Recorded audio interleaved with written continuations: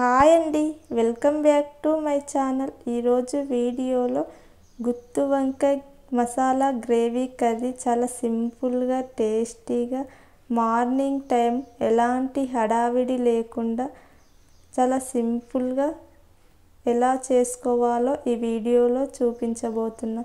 నేను 1/2 కేజీ వంకాయలను తీసుకొని శుభ్రంగా వాష్ చేసుకున్నా. ఇప్పుడు ఒక బౌల్లో వాటర్ తీసుకొని 1/2 టీ స్పూన్ సాల్ట్ వేసుకోవాలి.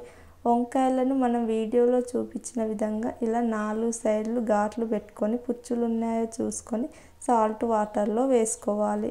మసాలాను ప్రిపేర్ చేసుకుందాం. స్టవ్ పై ప్యాన్ పెట్టి 2 టేబుల్ స్పూన్ల పల్లీలను వేసుకొని దోరగా ఫ్రై చేసుకొని ఒక బౌల్లోకి తీసుకోవాలి. అదే ప్యాన్లో 1 టేబుల్ స్పూన్ ధనియాలు, 2 లవంగాలు, 2 ఇలాచి, 2 దాల్చిన చెక్క, 1/2 టీ స్పూన్ జీలకర్ర వేసుకొని ఒక 1 మినిట్ ఫ్రై చేసుకోవాలి.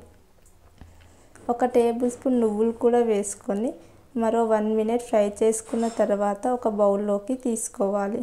ఇప్పుడు ఒక మిక్సీ జార్ తీసుకొని ఫ్రై చేసుకున్న పల్లీలు, మసాలాలను వేసుకోవాలి. సన్నగా కట్ చేసిన ఆనియన్స్, 4-5 వెల్లుల్లి, 1 టీ స్పూన్ కారం, రుచికి సరిపడా సాల్ట్, 1/2 టీ స్పూన్ పసుపు వేసుకొని మిక్సీ పట్టుకోవాలి. ఈ విధంగా మిక్సీ పట్టుకున్న తర్వాత చిన్నగా ఉసిరికాయ సైజు చింతపండు ముందుగానే నానబెట్టుకొని ఇందులో వేసుకొని మిక్సీ పట్టుకోవాలి. ఇలా పేస్ట్లా చేసుకోవాలి. ఈ మసాలాని వంకాయలోకి మనం వీడియోలో చూపించిన విధంగా ఫిల్ చేసుకోవాలి. అన్ని వంకాయల్లోకి ఈ విధంగా మసాలాని ఫిల్ చేసుకోవాలి. మిగిలిన మసాలాని ఒక బౌల్లోకి తీసుకొని పక్కన పెట్టుకోవాలి. ఇప్పుడు స్టవ్ పై ప్యాన్ పెట్టి 3 టేబుల్ స్పూన్ల ఆయిల్ని పోసుకోవాలి. ఆయిల్ వేడైన తర్వాత 1/2 టీ స్పూన్ జీలకర్ర, ఒక మీడియం సైజు ఆనియన్ సన్నగా కట్ చేసి వేసుకోవాలి. ఒక టమాటాను కూడా సన్నగా కట్ చేసి వేసుకొని ఒక 2 నిమిషాలు ఫ్రై చేసుకోవాలి. ఇలా ఫ్రై చేసుకున్న తర్వాత 1/2 టీ స్పూన్ పసుపు, 1 టీ స్పూన్ అల్లం వెల్లుల్లి పేస్ట్ వేసుకొని పచ్చి వాసన పోయేంత వరకు ఫ్రై చేసుకోవాలి.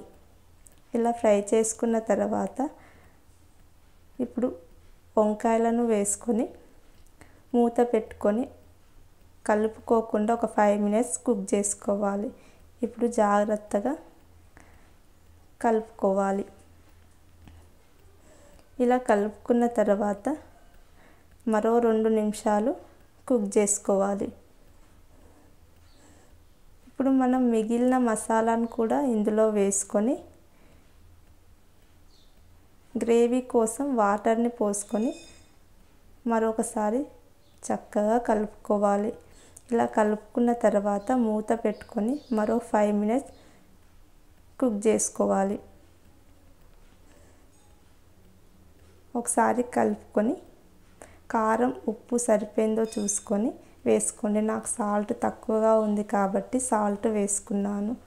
మరొకసారి కలుపుకొని సన్నగా కట్ చేసిన కొత్తిమీరను కూడా వేసుకొని మరొకసారి కలుపుకొని ఒక 2 మినిట్స్ కుక్ చేసుకున్న తర్వాత స్టవ్ ఆఫ్ చేసుకోండి.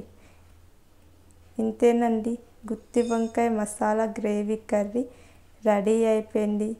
చాలా సింపుల్గా చేసుకోవచ్చు. మీరు కూడా ప్రతి ఒక్కరు ట్రై చేసి ఎలా వచ్చిందో కామెంట్ చేయండి.